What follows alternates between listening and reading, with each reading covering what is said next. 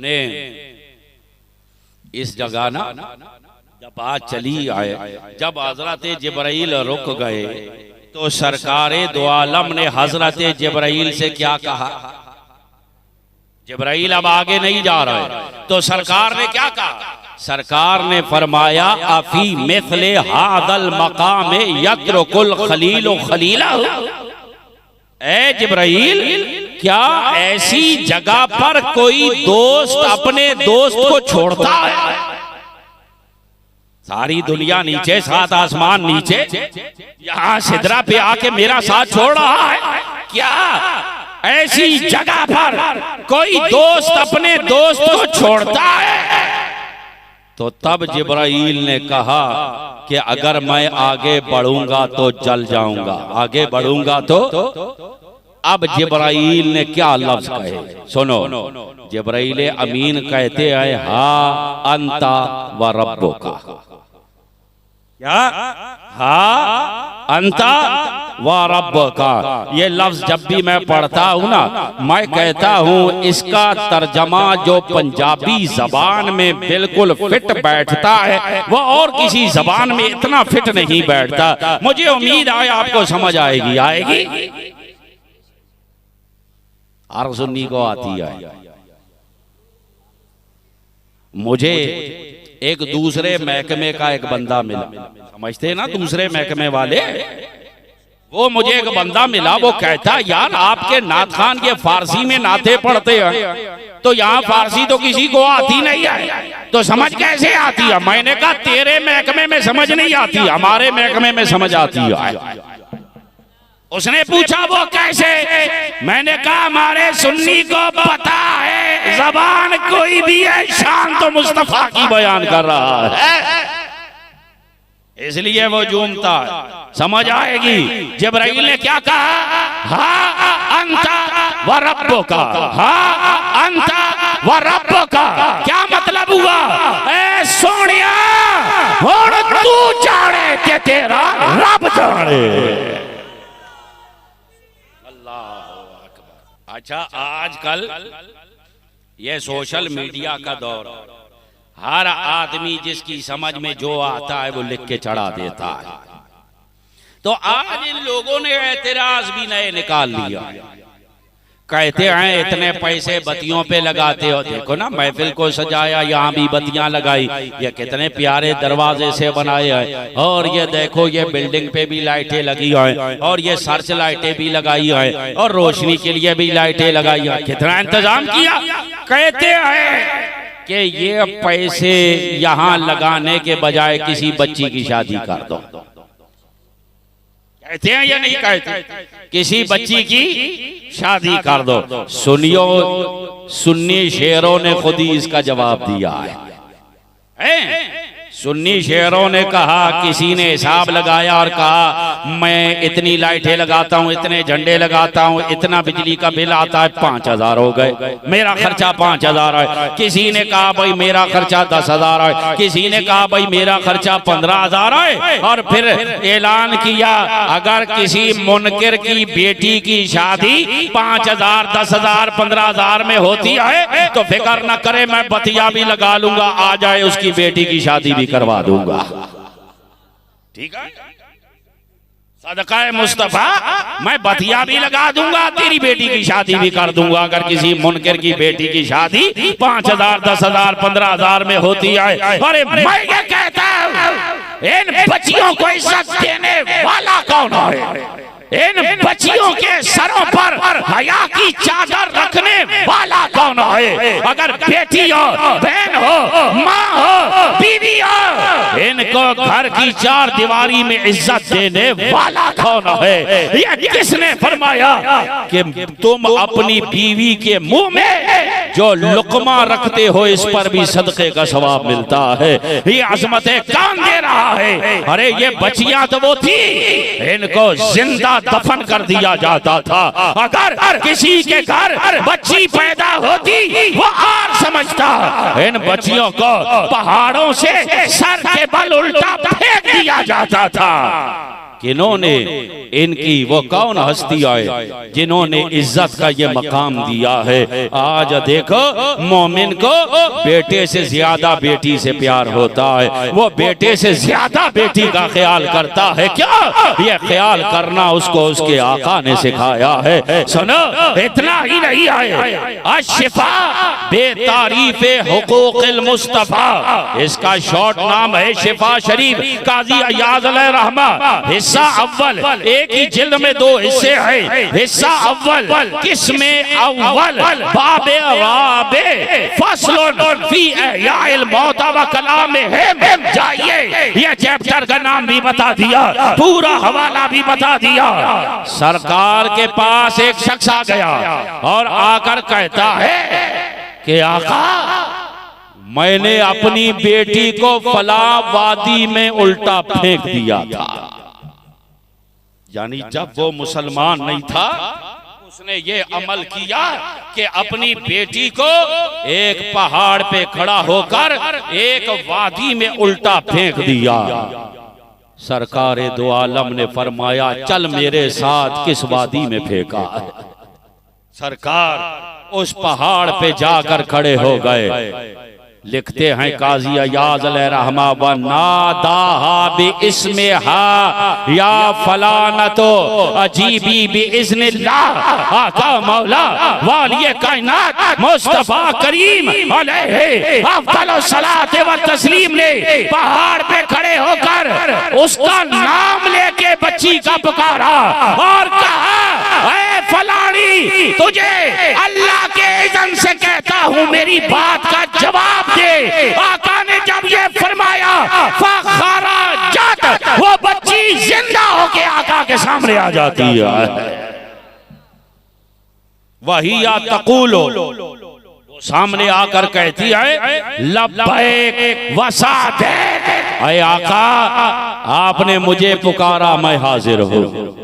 व सादैक, और सारी खुशबख्तियां आपके लिए है, सारी सादतें आपके लिए है। फ़क़ाल लहा, अब सरकार ने उस बच्ची को फरमाया, इन्ना अबवैका क़द अस्लमा फ़इन अहबब्ती अरुद्दकी अलैहिमा।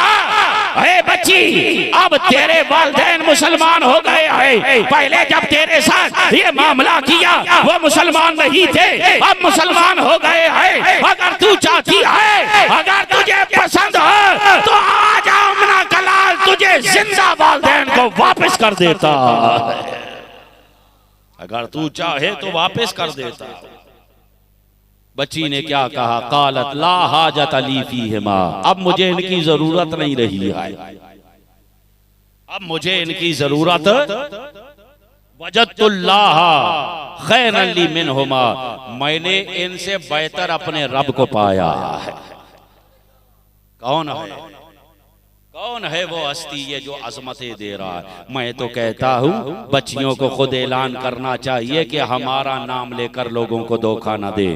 हम तो ये चाहती हैं, हमारा तो जीना कर्ज है मुस्तफा करीम का, हम तो ये चाहती हैं, हमें जो शादी में साजो सामान देते हो उसके आधे से बत्तियां लगा के मुस्तफा का मीलाद मना, उनका सदका ही तो हम जी रहे हैं, उनका सदका ही तो है। अच्छा, शादी का तज़किरा कर रहे हैं, शादी में हम 4 काम करते हैं। कितने काम करते हैं बोलो? 4 काम पक्के होते हैं शादी में, जरा तवज्जो करो। नंबर 1 क्या काम होता है? क्या बत्तियां लगाई जाती हैं, लगाते हैं या नहीं लगाते?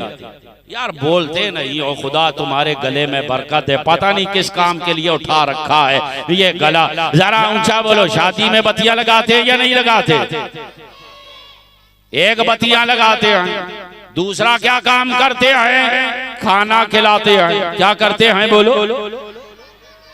शादी में बत्तियां लगाते हैं, खाना खिलाते हैं, स्टेज भी लगाते हैं। देखो आजकल हालों में वैसे ही बना होता है, और दूल्हा गली में बिठाते थे तो स्टेज लगाते थे। और चौथा काम हम ये करते हैं कि खाना खिलाते हैं। क्या करते हैं बोलो?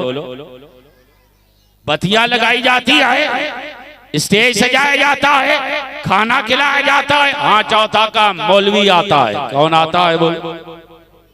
मौलवी आता है या नहीं आता? अच्छा ये एक ही दिन होता है यार, बंदे को मौलवी पे प्यार आ रहा होता है, ठीक है। वो सोचता है सारे खाने आए, काम का काम तो ये एक ही करने आया है। उस दिन बंदे को मौलवी बड़ा अच्छा लगता। सुनो, ये 4 काम होते हैं या नहीं होते बताओ, मैं गलत कह रहा हूं? बत्तियां लगाते नहीं लगाते, खाना खिलाते नहीं खिलाते, स्टेज लगाते या नहीं लगाते, मौलवी आता है या नहीं आता? हर शादी में 4 काम हो रहे हैं, खाना खिला रहे, बत्तियां लगा रहे, स्टेज सजा रहे, मौलवी आ रहा है। अच्छा मिलाद में क्या होता है? बत्तियां लगा रहे, स्टेज सजा रहे, खाना खिला रहे, मौलवी को बुला रहे। अरे तेरे बेटे की शादी में ये 4 काम ठीक है, तो आमना के लाल की आमद पर कैसे नाजायज हो जाते हैं? अच्छा मुझे एक बंदा मिला, उसने कहा ये बत्तियां क्यों लगाते हो? दलाइल से हमारे चैनल पर जाएं, मेरा नाम लिखे, यूट्यूब पर चैनल आ जाएगा, वहां दलाइल कुरान हदीस हमने सब बयान किया है। मैं उसका सवाल सुन के समझ गया समझने वाला नहीं है। बोलो समझने वाला नहीं है, एतराज वाला। तो जैसे को तैसा उसने मुझे कहा ये बत्तियां क्यों लगाते हैं? मैंने कहा सालाना टेस्ट करते हैं। क्या करते हैं बोलो? सालाना टेस्ट करते हैं।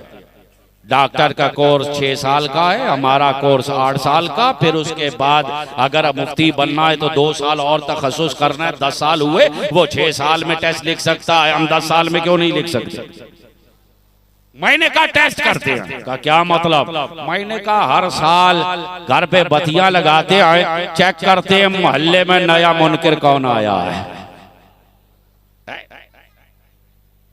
चेक करते हैं कोई नया मुनकिर तो नहीं आ गया। और बत्तियां लगा के बाहर थल्ले पर बैठते हैं, गुजरने वालों के चेहरे देखते हैं, कौन कौन मुनकिर जा रहा है, कौन आबे कौसर पीने वाला जा रहा है। अच्छा एक मसला आजकल और भी खड़ा हो गया है, एक मसला और खड़ा हो गया। पहले तो ये होता था कि मीलाद पर खोटे खरे पता चल जाते थे। मीलाद का महीना आता था, पता चल जाता था मुनकिर कौन है और खुश होने वाला कौन है, सुन्नी कौन है। ये सालाना टेस्ट हो जाता था, ठीक है। अब एक मसला और खड़ा हो गया। अब मसला ये खड़ा हो गया कि मीलाद भी मना रहे हैं और हक चार के यार के नारे से भी जल रहे हैं। अब यह मसला खड़ा, मीलाद भी मना रहे हैं, हक चार यार के नारे से भी जल रहे हैं, अलीदा पहला नंबर के नारे भी लगा।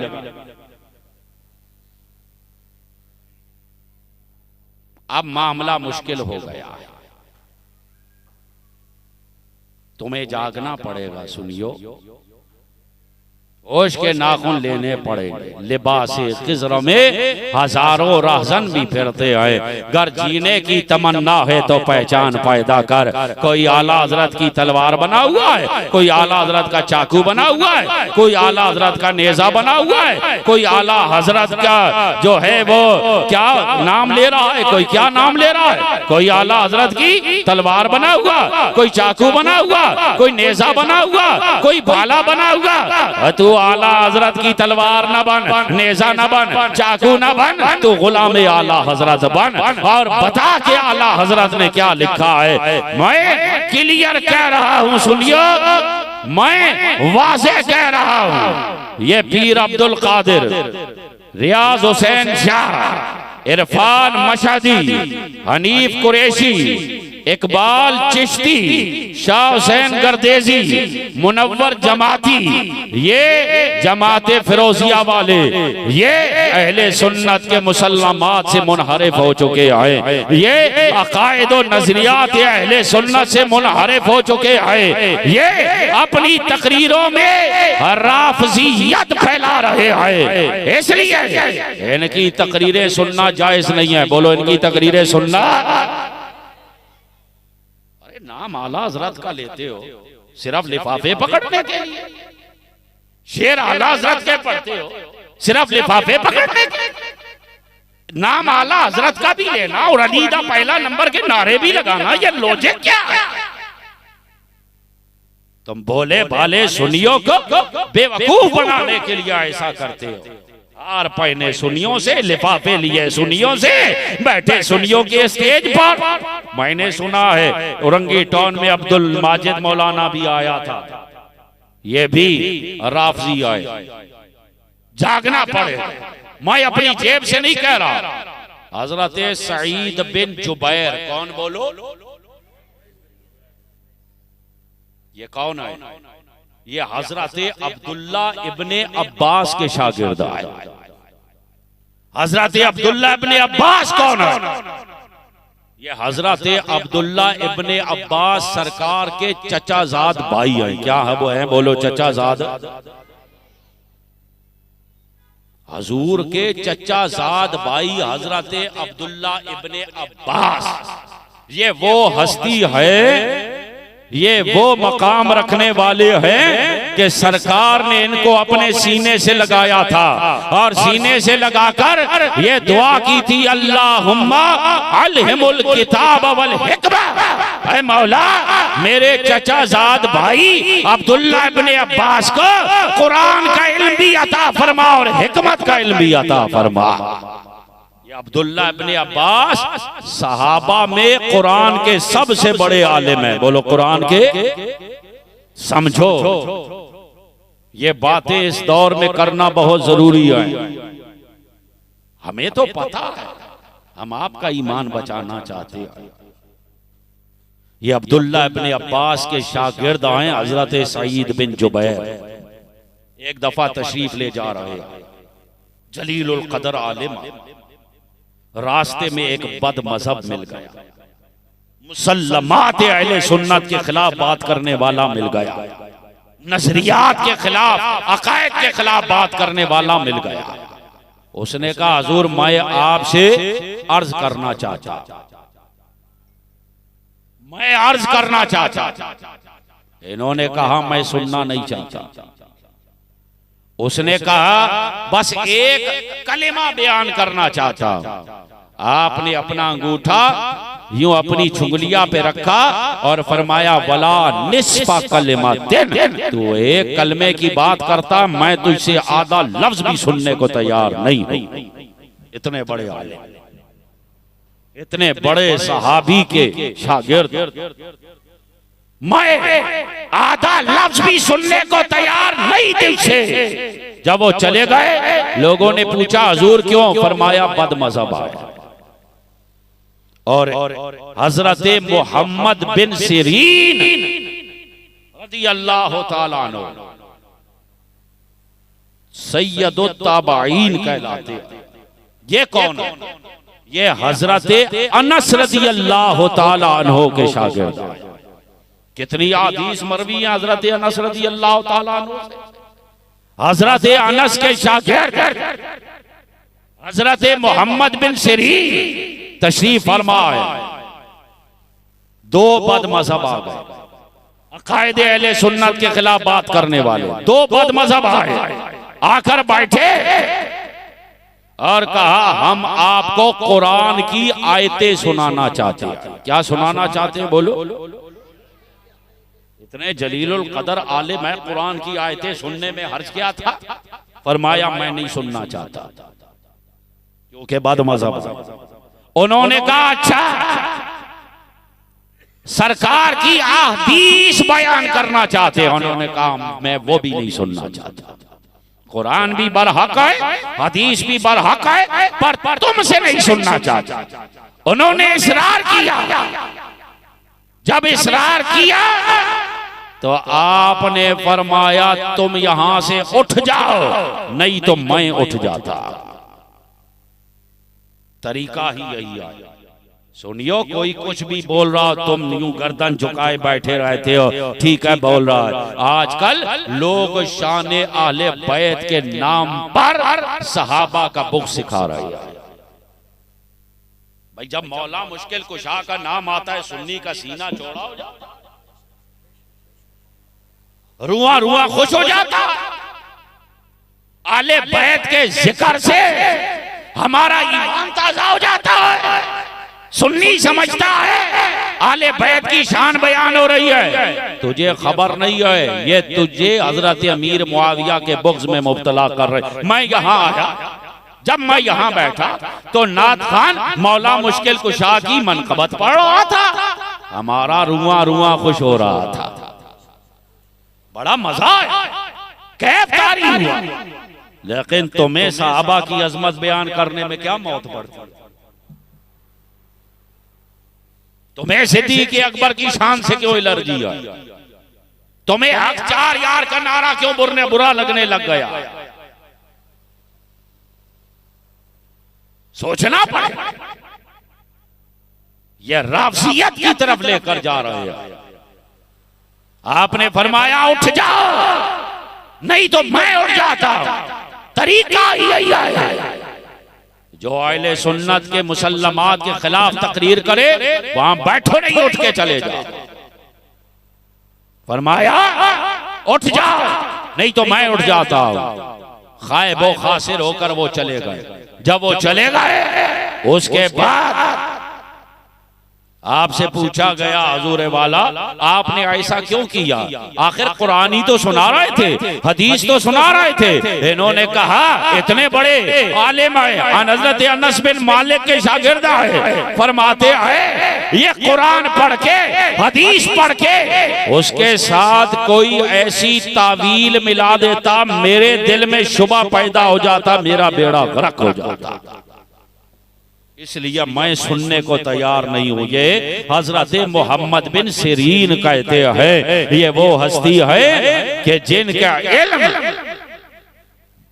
हम तसव्वुर नहीं कर सकते। और एक बात सुनियो और भी आपको परखनी पड़ेगी, तवज्जो करो। हमें सिर्फ नारे नहीं लगाने आए, हमने सिर्फ ये नहीं करना है भाई नाते पढ़ी और झूम लिया, होशियार रहना है। कल आपकी औलाद में राफजी पैदा हो, साहबी रसूल को बुरा कहने वाले पैदा हो, सिद्दीक़ अकबर की अफजलियत के मुनकर पैदा हो। हमारा कोई जाती इनाद नहीं आए, कोई जाती झगड़ा नहीं आए। हम आपके ईमान की हिफाजत के लिए बोल रहे हैं। सुनियो, तुम्हें होशियार होना पड़ेगा। और अब आपको इस बात का भी ख्याल करना पड़ेगा कि आप जब महफिल करें तो आपकी महफिल में जो नाथखान हजरात आए वो दोनों हाथों पे लड्डू रखने वाले नहीं होने चाहिए। आपकी महफिल में जो नकीब आए वो दोनों हाथों पे लड्डू रखने वाले नहीं होने चाहिए कि इधर आकर हक चार यार के नारे लगाए और राफजियों की महफिलों में जाकर अली दा पहला नंबर के नारे लगाए। हजरत अमीर मुआविया, हजरत अबू सुफियान की बात कर कोई बुराई, उनकी कोई बुराई बयान करे तो वो वहां खुश हो, और हमारी महफिल में आकर वो हक चार यार के नारे लगाए। ये दोनों हाथों पर लड्डू रखना चाहते हैं। ऐसे नाथान जो राफजियों की महफिल में शिरकत करते हैं, ऐसे नकीब जो उनकी महफिलों में जाते आए। आपके पास नाथखानों की कमी है क्या, नकीबों की कमी है क्या? ऐसे नाथखान, ऐसे नकीब जो दो हाथों पे लड्डू रख रहे हैं, उधर अली दा पहला नंबर के नारे और इधर आए तो हक चार यार के नारे। ऐसे नाथखानों और ऐसे नकीबों का भी बाइकाट करना पड़ेगा। यहाँ बिरादरी का मसला नहीं है, दोस्ती का मसला नहीं है। अगर कोई पीर ऐसा है कि जो राफजियत की तरफ झुका हुआ है, ऐसे पीर को भी अपनी महफिल में मत बुलाओ। ये मसला मेरी जात का नहीं है, ये मसला किसी आज के आलिम या मुफ्ती का नहीं है, ये मसला सिद्दीक अकबर की अजमत का है, फारूक आजम की अजमत का है, उस्मान गनी की अजमत का है, मौला मुश्किल कुशा की शान का है। ये मसला हजरत अमीर मुआविया की अजमत और शान का है, सहाबी रसूल का है। ये मसला सरकार के सहाबा और आले बैते पाक का है।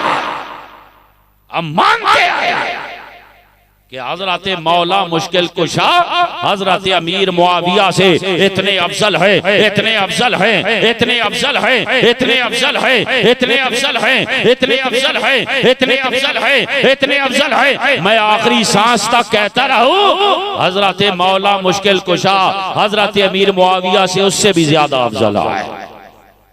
लेकिन हजरत अमीर मुआविया भी सहाबी रसूल आए। अरे फैसला बुजुर्गों का यह है कि बड़ों की बातें बड़े जाने। बोलो, बड़ों की बातें बड़े जाने। तुझे अपने बाप के अंदर फैसला करने की इजाजत नहीं है, तू सहाबा में फैसले लेकर बैठ गया है। बेशक मौला मुश्किल कुशा हजरत अमीर मुआविया से अफजल है, लेकिन सुन्नियों का अकीदा याद रखना, हजरत उस्मान गनी हजरत मौला मुश्किल कुशा से भी अफजल है। और यह अकीदा याद रखना, हजरत फारूक आजम हजरत उस्मान गनी और हजरत अली दोनों से अफजल है। और यह अकीदा भी याद रखना कि हजरत सिद्दीक अकबर हजरत फारूक आजम हजरत उस्मान गनी और हजरत मौला मुश्किल कुशा तीनों से अफजल है। और याद रख, अंबिया और रसूल के बाद सारी मखलूकात में सबसे अफजल सिद्दीक अकबर है। ये याद रखना। ऐसे नात खान, ऐसे नकीब जो दोनों हाथों पे लड्डू रखे, उनको हमारी महफिलों में आने की इजाजत नहीं है। यकदरगीर मोहकम गीर, और वो दर कौन सा है? आला हजरत का दरवाजा। इसको सुनियो, याद रखना। आजकल मसला ये हो गया, पहले तो ये था कि गैर मसलक का मौलवी अपनी मस्जिद में बोलता था और वालिदैन पहले ही समझा देते थे उधर नहीं जाना है। अब मसला ये मोबाइल, ये बीमारी, अब हमारा नौजवान हर एक का क्लिप देख रहा है, इसलिए हमें समझाना जरूरी है। अल्लाह ताला समझ की तौफीक अता फरमाए। अल्लाह अपने कर्मो फजल से हमें हर किस्म की गुमराही और दलालत और कुफ्र इल्हाद से महफूज फरमाए। और दुआ करो जिन भाइयों ने ये महफिल पाक को सजाया है, अल्लाह उनकी इज्जत व आबरू जान व माल में बरकतें, वसाअत, इनायत, रहमत अता फरमाए। ये जितनी कमेटी के अरकान है